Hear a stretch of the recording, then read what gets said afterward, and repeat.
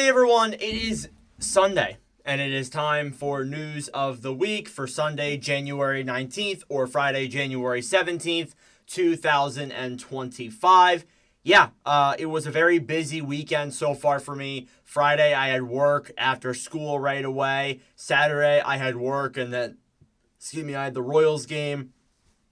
I really didn't have time to make that many videos over the course of this last week or so. So I kind of have to make this now. I don't want to skip a news of the week because I feel like that would be stupid. So let's hop straight into it here with all of your news around the NHL and hockey as a whole. Starting off with a very, very, very minor trade here that happened this past week. The Winnipeg Jets acquired defenseman Isaac Phillips, who is on a one-year, $775K deal from the Chicago Blackhawks. In exchange, the Blackhawks acquired defenseman Dmitry Kuzmin, who is on the second year of a 3-year, $842K deal.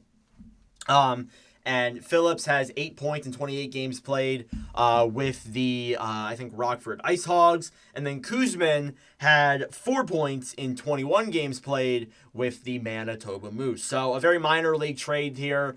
Two teams swapping out minor defenders.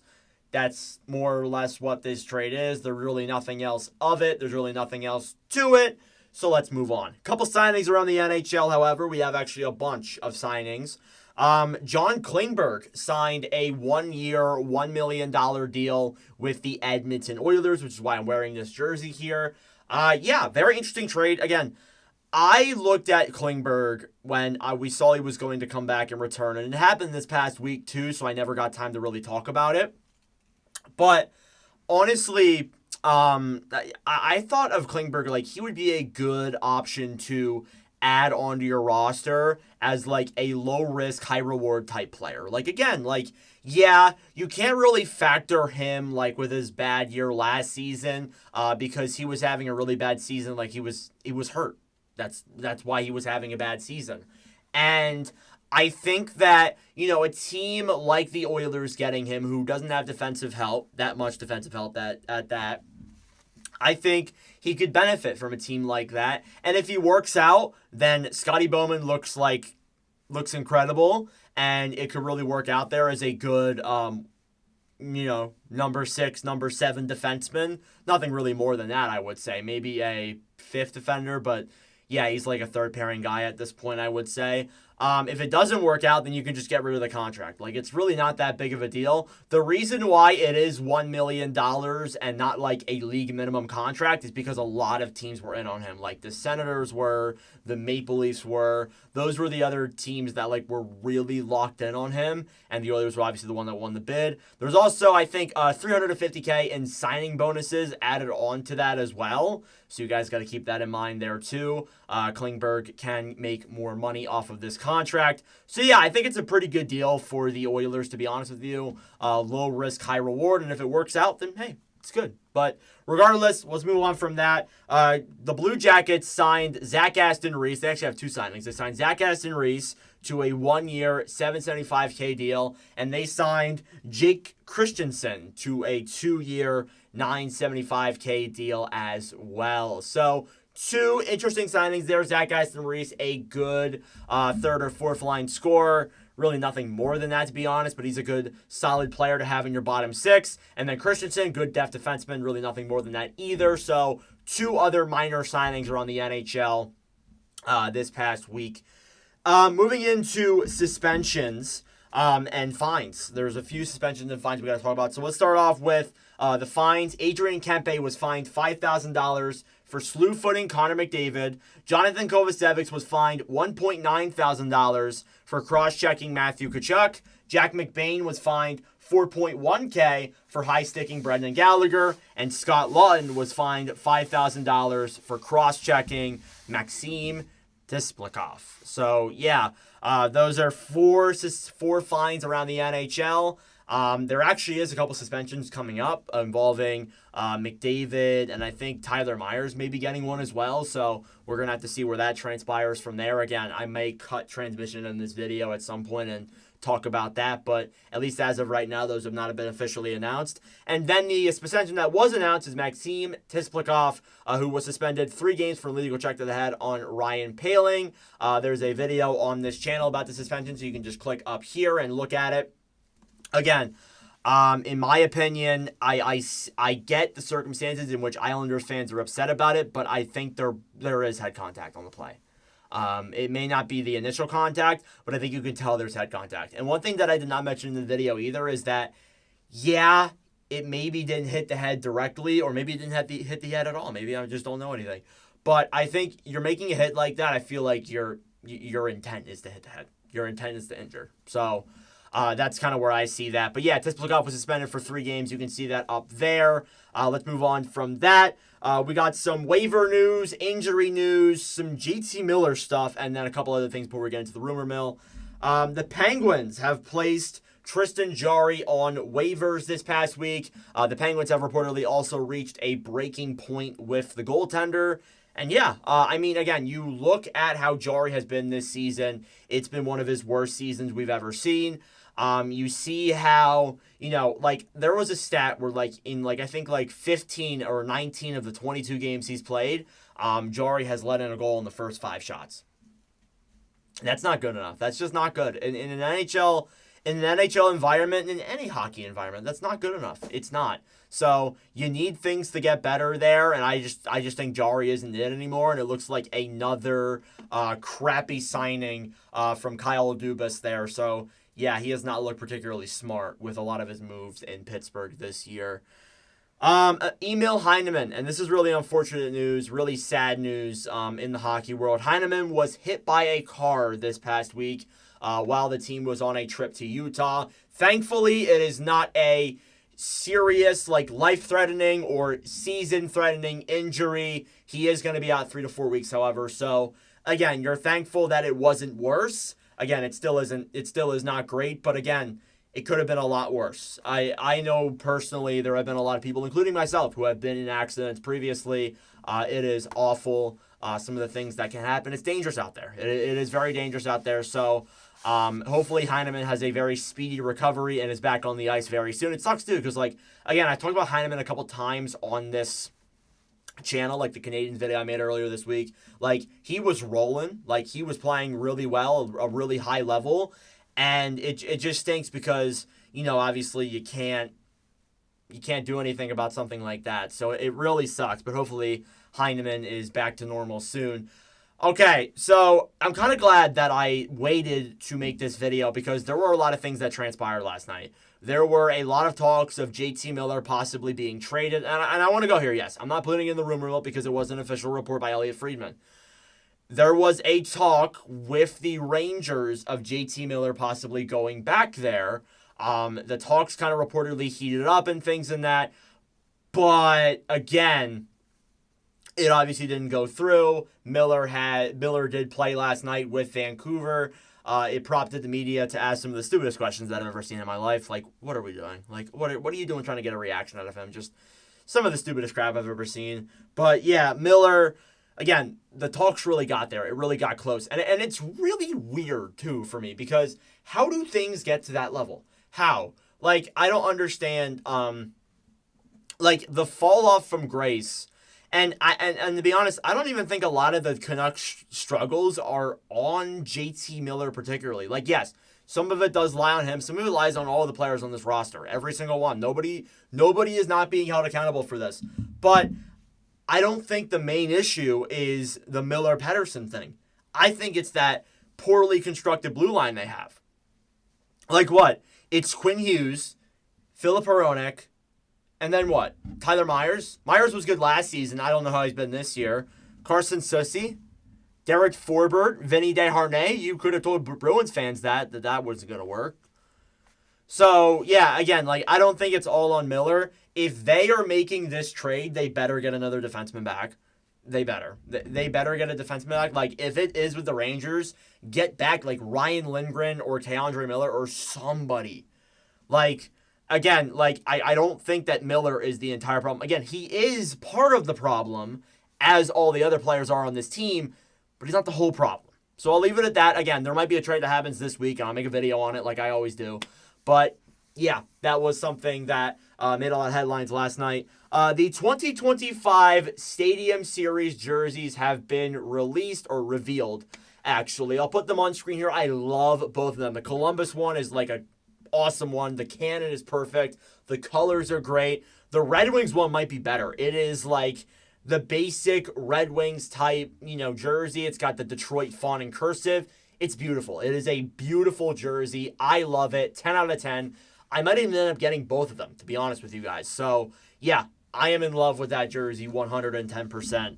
But let's move on to other news around the NHL. The Spin and Chicklets boys, that being Keith Yandel, Ryan Whitney, Paul Bissonnette, and Mike Granelli, bought a ECHL team, or are part owners of an ECHL team, the Greensboro Gargolites. So that is a very fun name, very fun idea. That team is going to be like heavily covered content-wise. That team will be generational entertainment. So I'm really looking forward to seeing what the Chicklets boys can do with that. But yeah, that's going to be a lot of fun 100%.